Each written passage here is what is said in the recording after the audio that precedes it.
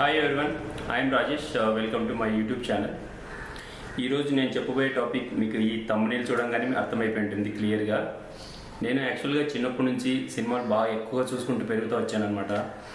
నాకు ఆ టైంలో ఈ సినిమాలు చూడడం ఒకటి తెలుసు, కానీ ఇండస్ట్రీ ఎలా ఆపరేట్ అవుతుంది, ఆ స్టార్స్ ఎలా ఉంటారు, వాళ్ళ లైఫ్ స్టైల్ ఎలా ఉంటుంది అని చెప్పేసి నాకు అబ్సల్యూట్లీ జీరో నాలెడ్జ్. యాక్చువల్గా ఈవెన్ నాకు డిగ్రీ అయిపోయేంత వరకు కూడా అసలు ఆ నాలెడ్జ్ లేదు. మహా అయితే ఈనాడు పేపర్ వసుంధరలో ఒకటి ఆర్టికల్స్ వచ్చేటి అనమాట హీరోస్ గురించి, లేదంటే సినిమా అప్డేట్స్ వచ్చేది, కానీ హీరోల గురించి కానీ ఆ సినిమా ఇండస్ట్రీ ఆపరేట్ అవుతుందని చెప్పేసి కామన్ మ్యాన్కి ఇప్పుడు జీరో నాలెడ్జ్ అనమాట, ఏమీ తెలియదు.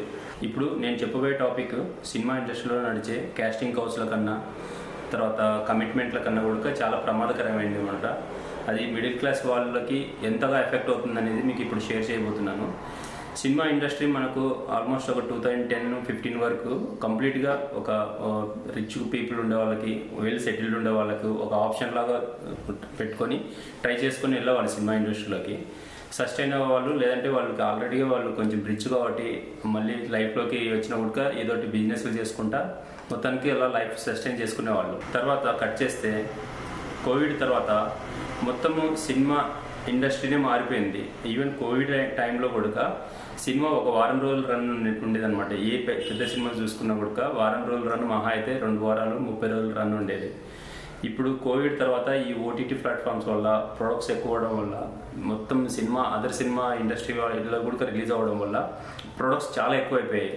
ఇప్పుడు సినిమా రిలీజ్ అయిందంటే ఫస్ట్ షో, తర్వాత సెకండ్ షో, అదే లాస్ట్. ఇంకా ఒక రోజు కూడా కంప్లీట్గా సినిమాలు ఆడట్లేదు. సో ఇలాంటి టైంలో సినిమాలు ఓటీటీలో కూడా సరిగా తీసుకోవట్లేదు అనమాట. సో ప్రొడ్యూసర్స్ ఏదైనా సినిమాలు మ్యానుఫ్యాక్చరింగ్ చేయాలనుకుంటే వాళ్ళ ప్లాన్ ఏంటంటే సినిమా కాస్ట్ని మ్యాక్సిమం హాఫ్ కాదు కదా, పావు సైజు తగ్గించుకుంటున్నారనమాట. ఇప్పుడున్న ప్రజెంట్ సిచ్యువేషన్స్లలో బాహుబలి, కల్కి, సలార్ ఇలాంటి లార్జర్ స్కేల్స్ మూవీస్ అన్నా సస్టైన్ అవుతున్నాయి. లేదంటే కింద మరీ లో బడ్జెట్తో ఉండి మౌత్ టాక్ ద్వారా స్ప్రెడ్ అయినటువంటి కూడా మంచి క్లిక్ అయిపోయి బిజినెస్ రన్ అవుతుంది అనమాట. ఈ మిడ్ రేంజ్లో ఉండే సినిమాలంతా ఈవెన్ ఓటీటీ ప్లాట్ఫామ్లో రిలీజ్ అయినట్టు తెలియదు, సినిమా థియేటర్లో కూడా రిలీజ్ అయిన పరిస్థితి అనమాట. సో ప్రొడ్యూసర్స్కి ఎవరికి డబ్బులు రావట్లేదు, థియేటర్స్ కూడా అప్గ్రేడ్ అవ్వట్లేదు అనమాట. ఇప్పుడు కొత్త టెక్నాలజీ వచ్చింది, డాల్బీ, అట్మోస్, ఐమాక్స్ ఇలాంటి ఫార్మాట్స్ అన్నీ వచ్చి కూడా హైదరాబాద్లో సరైన ఐమాక్స్ లేనికి లేదు ఇంతవరకు. సో ఎవరు అప్గ్రేడ్ చేసుకోవట్లేదు అనమాట సినిమా థియేటర్స్ని, ఎందుకంటే బిజినెస్ లేక. So coming to back our topic, ఇప్పుడు ఈ సినిమా ఇండస్ట్రీ ద్వారా ఈ మిడిల్ క్లాస్ వాళ్ళు ఎలా ఎఫెక్ట్ అవుతున్నారు అనేది మీతో ఇప్పుడు షేర్ చేసుకుంటున్నాను. ఇలాగా ఈ ప్రొడక్షన్ హౌసెస్ సరిగా సస్టైన్ అవ్వలేక, వాళ్ళు పెట్టిన రెవెన్యూ కూడా తిరిగి రాలేక, రిటర్న్స్ రాలేక, వాళ్ళు మొత్తం ఏదైనా నెక్స్ట్ బడ్జెట్ సినిమా ఉందంటే, వాళ్ళది ఏదైనా నెక్స్ట్ ప్లాన్ ఉందంటే సినిమా ప్లాన్, వాళ్ళ బడ్జెట్ని ఆఫ్ కదా పావుకి తగ్గించుకున్నట్టుగా చేసుకొని ప్రొడక్షన్ చేసుకోవడానికి వాళ్ళు ప్లాన్ చేసుకుంటున్నారు. ఇంతకుముందుకు ఫర్ ఎగ్జాంపుల్ ఒక 20 కోట్లు పెట్టి సినిమా తీసే ప్రొడ్యూసర్ కూడా ఇప్పుడు 5 కోట్ల బడ్జెట్ ఏమైనా సినిమాలు అవుతాయా, 2 కోట్ల బడ్జెట్లో ఏమైనా సినిమాలు అవుతాయని ఆలోచిస్తున్నారు అనమాట. ఈ ప్రాసెస్లో ఇలాగ బడ్జెట్ని తగ్గించుకొని చేసే ప్రాసెస్లో వాళ్ళు ఫిల్మ్ క్వాలిటీని కానీ, లేదంటే అది ప్రొడక్షన్ వాల్యూస్ కానీ ఎక్కడ తగ్గించుకోవట్లేదు. మ్యాక్సిమం టెక్నికల్గా సినిమా ఎంత క్వాలిటీ ఉండాలి, ఎంత సౌండ్ మిక్సింగ్ ఉండాలి, ఎంత మంచి టెక్నీషియన్స్ పనిచేయాలి, వీటికి కాంప్రమైజ్ అవ్వట్లేదు. బట్ వేరేజ్ వాళ్ళు వచ్చేసరికి ఆర్టిస్టుల దగ్గర వీళ్ళు ఇప్పుడు సోషల్ మీడియాలో ద్వారా యూట్యూబ్, లేదంటే ఇన్స్టాగ్రామ్, ఫేస్బుక్లలో బాగా పాపులర్ అయిపోయిన ఆర్టిస్టులని వాళ్ళు సినిమాలోకి తీసుకుంటున్నారు. ఆల్రెడీ ముఖపరిచయం కాబట్టి వాళ్ళు పోస్టర్లు పెట్టినా గుర్తుపడతారు కాబట్టి ఆడియన్స్ వస్తారన్నట్టుగా వాళ్ళని తీసుకుంటున్నారు. వాళ్ళకి అప్పుడు యూట్యూబ్ కానీ, ఫేస్బుక్ కానీ, ఇన్స్టాగ్రామ్ నుంచి సినిమా ఫీచర్ ఫిల్మ్ అనేసరికి బిగ్ జంప్ అనమాట. వాళ్ళు కూడా రెమ్యునరేషన్ విషయంలో క్యాలిక్యులేషన్స్ ఏం పెట్టుకోకుండా ఎంత ఇస్తే అంత తీసుకుంటారు, వచ్చిన ఛాన్స్ యూటిలైజ్ చేసుకోవాలన్నట్టుగా వాళ్ళు ఇండస్ట్రీలోకి వెళ్ళిపోతున్నారు. వెళ్ళిన తర్వాత ఒక సినిమా వాళ్ళు యాక్ట్ చేసినది ఏదైతే ఉందో అది సక్సెస్ అవుతుంది, మొత్తం ఫేస్ ఐడెంటిటీ వస్తుంది, చాలా పాపులర్ అయిపోతారు. అది ఒక సినిమా వరకు. తర్వాత ఈ ఆర్టిస్టులకి సినిమా ఇండస్ట్రీలో కానీ, సోషల్ మీడియాలో కానీ ఆల్రెడీ ఒక ఫేమ్ వచ్చి ఉంటుంది సినిమా రిలీజ్ సక్సెస్ అయినందువల్ల. సో సక్సెస్ అయినా కాకపోయినా కూడా వాళ్ళు బిగ్ ఫిల్మ్లో యాక్ట్ చేశారన్న ఇది వాళ్ళకి ఒక ఇమేజ్ క్రియేట్ అయిపోద్ది. సో తర్వాత నుంచి యాక్చువల్ కష్టాలు స్టార్ట్ అయిపోతాయి. సినిమా ఇండస్ట్రీలో కానీ, లేదంటే వేరే చోట కానీ సక్సెస్ అనేది చాలా ఈజీగా వస్తుంది కొన్నిసార్లు. ఆ సక్సెస్ వచ్చిన తర్వాతనే అసలు గేమ్ స్టార్ట్ అవుతుంది. ఆ సక్సెస్ని సస్టైన్ చేస్తూ వాళ్ళు నెక్స్ట్ సినిమాకి రోల్స్ పికప్ చేసుకోవాలన్నమాట. ఫర్ ఎగ్జాంపుల్ ఇప్పుడు పలానా సినిమాలో ఒక హీరోయిన్గా యాక్ట్ చేసిందంటే నెక్స్ట్ సినిమాలో కూడా హీరోయిన్గా యాక్ట్ చేసే రోలే తీసుకోవాలి, తను సపోర్టింగ్ రోల్స్ చేయడానికి అవ్వద్దు అనుకున్న ఇమేజ్కి. సో అలాగా వాళ్ళు మెల్లిగా ట్రాప్ అయిపోతారు. వాళ్ళు ఆ ఇమేజ్ తర్వాత వాళ్ళకి ఐడెంటిటీ వచ్చినందువల్ల ఇమ్మీడియట్గా రెమ్యునరేషన్ పెంచేస్తారు.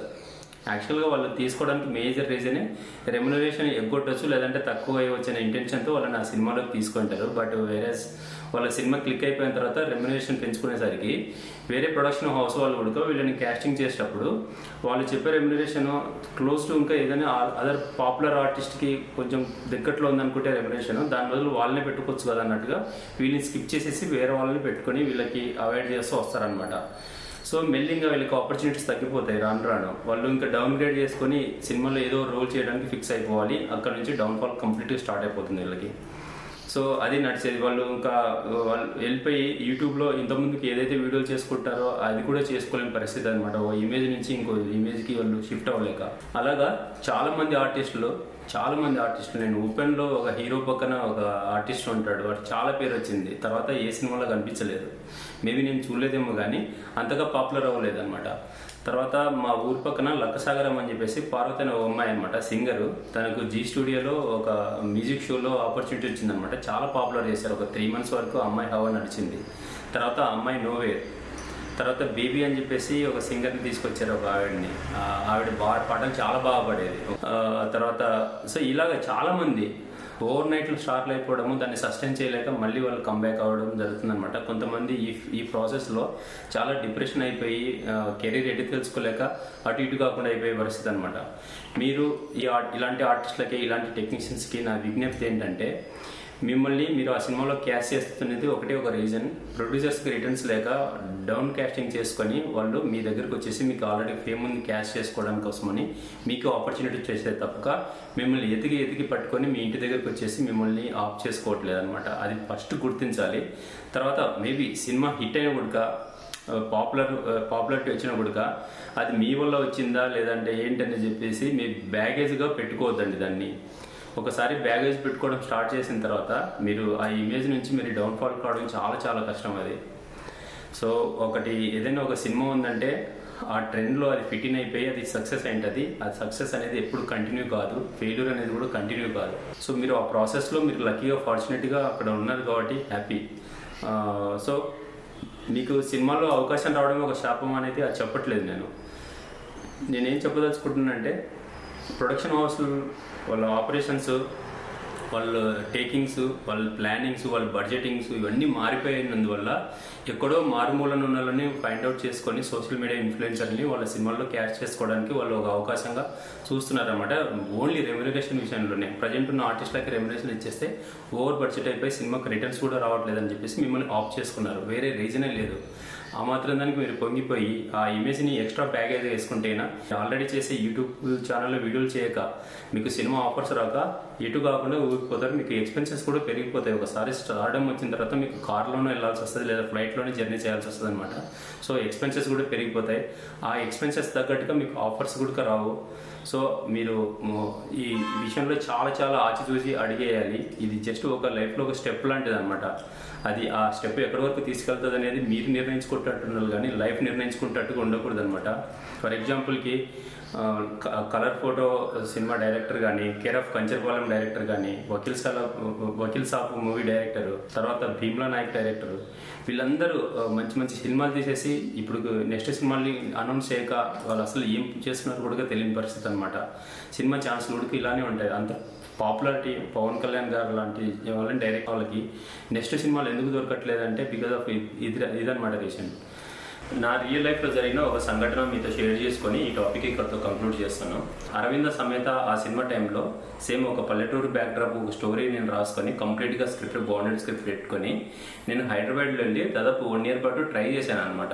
అంటే డైరెక్టర్స్ని కలవడము, తర్వాత సినిమా ఇండస్ట్రీకి టచ్లో ఉన్న వాళ్ళని కలవడము, ఎవరైనా ఫైనాన్సియర్స్ కూడా సినిమాకి ఏమైనా ప్రొడ్యూస్ చేస్తారేమో వాళ్ళని కూడా అప్రోచ్ అయిపోయి పాసిబిలిటీస్ ఎదిగాను నేను ఆ సినిమాని డైరెక్ట్ చేయడానికి. యాక్చువల్గా నేను ఓన్ డైరెక్షన్లో కోసమని నేను మొత్తం బాండెడ్ స్క్రిప్ట్ ప్రిపేర్ చేసుకున్నాను. అనగనగా ఒక గ్రామంలో సినిమా పేరు. ఆ టైంలో నాకు క్లియర్గా అర్థమైంది ఏంటంటే, సినిమా అనేది డెఫినెట్గా ద బ్యూటిఫుల్ టూల్. మనకు ఫేమ్ రావడం కానీ, మనకున్న ప్యాషన్ని తీర్చుకోవడం కానీ, ఇది డెఫినెట్గా ఒక మంచి టూల్. కాకపోతే అది కాలానికి అనుగుణంగా మారుతూ వస్తుంది. ఇంతకుముందుకు స్క్రీన్లో చూడాల్సిన సినిమా టీవీలోకి వచ్చింది, ఇప్పుడు టీవీలో నుంచి ఫోన్లోకి వచ్చింది అనమాట. సో అది చేంజ్ అయితే పెద్ద చేంజ్ యాక్చువల్గా. అది ఒకటి. తర్వాత ఇంతకుముందుకు క్రాఫ్ట్స్ మనం నేర్చుకోవాలనుకుంటే ఏదైనా ఫిల్మ్ ఇన్స్టిట్యూట్లో కానీ లేదంటే ఒకటి అసిస్టెంట్ డైరెక్టర్ కానీ చేసి నేర్చుకోవాల్సిన పరిస్థితి ఉండేది. ఇప్పుడు మీ దగ్గర జస్ట్ సెల్ ఫోన్ కానీ కెమెరా కానీ ఉందంటే ఆర్జీవి గారు చెప్పినట్టుగానే మీరు యూట్యూబ్లో బోల్డ్ ప్లాట్ఫామ్స్ ఉన్నాయి, మీరు మీ ప్రొడక్ట్స్ని షోకేస్ చేసుకోవడానికి, మీ షార్ట్ ఫిల్మ్స్ని తీసుకోవడానికి అనమాట. సో అది ఆ సిచ్యువేషన్స్లో నా లైఫ్ని అంతా సగం పెట్టేసి ఇండస్ట్రీలో వాళ్ళని అప్రోచ్ అయిపోయి నాకు ఛాన్స్ తెచ్చుకొని, నాకు ఈవెన్ ఒకవేళ సినిమా ఛాన్స్ వచ్చినప్పుడు ఆ సినిమా ఎంతవరకు సక్సెస్ అవుతుంది, అసలు రిలీజ్ అవుతుందా, ఇలాంటి సర్కమ్స్టాన్సెస్ మధ్యన పనిచేయాల్సి వస్తుంది అనమాట. సో నిజంగానే సినిమా కంప్లీట్గా మారిపోయింది. మీకు నిజంగానే ప్యాషన్ ఉంది, సినిమా తాలూకు ఇంట్రెస్ట్ ఉందనుకుంటే చాలా టూల్స్ ఉన్నాయి. మీరే ఓన్గా ఫ్రెండ్ సర్కిల్లోనే డైరెక్ట్ చేసుకొని యూట్యూబ్లో రిలీజ్ చేసుకోవచ్చు, ఇన్స్టాగ్రామ్లో రిలీజ్ చేసుకోవచ్చు. కుదిరితే చిన్న ఓటీటీలలో కూడా 30 minutes డ్యూరేషన్ ఉన్న సినిమాలు వాళ్ళు తీసుకుంటున్నారు అనమాట. దాని గురించి లైఫ్ అంతా ఇండస్ట్రీలో పెట్టిపోయి సాక్రిఫైస్ చేసుకోవాల్సిన అవసరం అయితే లేదని నా పర్సనల్ ఒపీనియన్. తర్వాత ఈ ఆర్టిస్టులు ఎవరు ఉన్నారో ఓవర్ నైట్గా అయిపోయి ఆర్టిస్టులు, వాళ్ళకి నేను చెప్పే సలహా ఏంటంటే, మీకు సినిమా ఛాన్స్ వచ్చినా కానీ మీరు ఎక్కడి నుంచి స్టార్ట్ చేశారో మీరు దాన్ని మాత్రం మర్చిపోద్దండి. దాన్ని మాత్రం మీ గ్రిప్లో ఉంచుకోండి. మీకు ఇమేజ్ వచ్చిందని చెప్పేసి దాన్ని ఒక బ్యాగేజ్లా ఫీల్ అయిపోయి అంతకుమించి డ్రాప్ అవ్వకుండా మీరు దాన్ని సస్టైన్ చేయగలిగితేనా వెల్ అప్. బట్ మీరు దాన్ని సస్టైన్ చేయగలరో లేదో కాన్ఫిడెంట్ లేదంటే మీ మూలాలు మాత్రం, అంటే యూట్యూబ్ నుంచి మీరు ఫేమస్ అయ్యారా, ఇన్స్టాగ్రామ్ నుంచి ఫేమస్ అయ్యారా అనేది మీరు కనుక్కొని దాన్ని క్యాచ్గా పెట్టుకొని దాన్ని ఒక ఇన్కమ్ సోర్సెస్గా మలుచుకుంటే మీకు అక్కడే మీకు ప్యాషన్ తీరుతుంది, దానితో ఇన్కమ్ సోర్సెస్ కూడా డెవలప్ అవుతుంది అనమాట. తర్వాత ఇప్పుడు సిచ్యువేషన్స్ ఎలా ఉన్నాయంటే, మన జబర్దస్త్ ఆ ఏరాలో ఈవెన్ టాప్ మోస్ట్ ఆర్టిస్టుల రెమ్యునరేషన్ తీసుకునేవాళ్ళు ఈ జబర్దస్త్ ఆర్టిస్టులు యాక్చువల్గా. తర్వాత చూశారు కదా, అంతా అదొక ఎరా మళ్ళీ కంప్లీట్ అయిపోయి మళ్ళీ కొత్త ఎరా వస్తుంది. ఇది కంటిన్యూగా ఆన్గోయింగ్ ప్రాసెస్ యాక్చువల్గా. కాకపోతే సినిమాలు ఎప్పుడైనా కానీ మరి లైఫ్ని సాక్రిఫైస్ అంత వరకు వెళ్ళిపోయి ఎక్స్ట్రీమ్కి వెళ్ళిపోయి ట్రై చేయాల్సిన పరిస్థితుల్లో లేవు ఇప్పుడు. ఈవెన్ మీకు కెమెరా ఇష్టం ఉందంటే మీరు వెడ్డింగ్ ఫోటోగ్రాఫ్ చేసుకోవచ్చు, చైల్డ్ ఫోటోగ్రాఫ్ చేసుకోవచ్చు, లేదంటే ప్రొడక్ట్స్ షోకేస్ చేసుకునే జ్యువెలరీ ఫోటోగ్రాఫ్ చేసుకోవచ్చు. బోల్డ్ ఉన్నాయి యాక్చువల్గా. సో అన్నిటికీ నేర్చుకోవడానికి యూట్యూబ్ కూడా ద బెస్ట్ టూల్ నేర్చుకోవడానికి. సో నా ఉద్దేశం ఏంటంటే, ఈ వీడియో చేయడానికి ముఖ్య ఉద్దేశం చేంజ్ని మనం చూస్తూ ఎంజాయ్ చేస్తూనే పోవాలి, కానీ ఆ చేంజ్లో మనం కొట్టుకుపోకూడదు. అందు గురించి నా ఈ వీడియో ముఖ్య ఉద్దేశం. సో ఆర్టిస్టులు కానీ టెక్నీషియన్స్ కానీ ఎవరైనా కానీ సినిమా తాలూకు ఇండస్ట్రీలో మీరు సస్టైన్ అవ్వాలనుకుంటే మీరు చేంజ్ని అబ్జర్వ్ చేసుకుంటూ మీ స్టెప్స్ చాలా కేర్ఫుల్గా వేసుకుంటూ వెళ్ళాలి. ఇంతకుముందుకు లాగా కృష్ణ గారు వెళ్ళిపోయి 10 years కాకుండా 15 years కైనా సక్సెస్ వస్తుంది కానీ చెప్పేసి రోజులు అయితే పోయాయి. అందు గురించి మీకు టైం వేస్ట్ చేసుకోవద్దు, మనీ వేస్ట్ చేసుకోవద్దు, ముఖ్యంగా ఎమోషన్స్ని వేస్ట్ చేసుకోవద్దు అని చెప్పడానికి నేను ఈ వీడియో చేస్తున్నాను. Thank you for watching.